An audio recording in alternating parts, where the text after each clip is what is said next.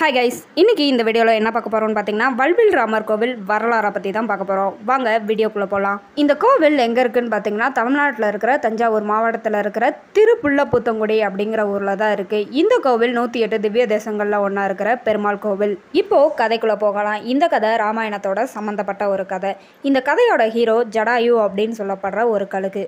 ராமரும் சீதையும் காட்டுக்குள்ளே வனவாசம் போகிறப்ப ராமரோட அப்பாவோட ஃப்ரெண்டான ஜடாயு அப்படின்னு சொல்லப்படுற இந்த கழுகும் அவரோட கூட போயிருக்கு. ராவணன் சீதா தேவியை தூக்கிட்டு போகும்போது ஜடாயு அதை பார்த்ததுக்கு அப்புறமா ராவணன் கூட சண்டை போடுது.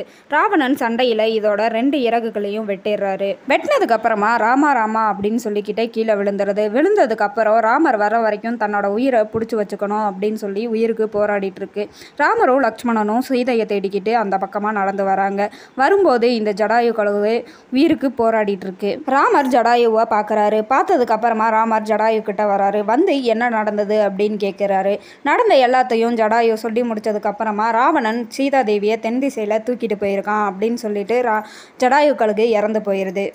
ஜடாயு இறந்த உடனே ராமர் ரொம்பவே வருத்தப்படுறாரு. ராமரோட அப்பாவான தசரதனுக்கு ஜடாயு வந்துட்டு நெருங்கிய நண்பர் இல்லையா, அதனால் ராமருக்கு இவர் பெரியப்பா முறையாகுது. அதனால் இவரோட கர்ம காரியங்கள் எல்லாத்தையும் ராமரே முடிக்கிறாரு. முடிச்சதுக்கப்புறமா இந்த இடத்துலையே ராமர் வல்வில் ராமராக எல்லாருக்கும் காட்சி கொடுக்குறாரு.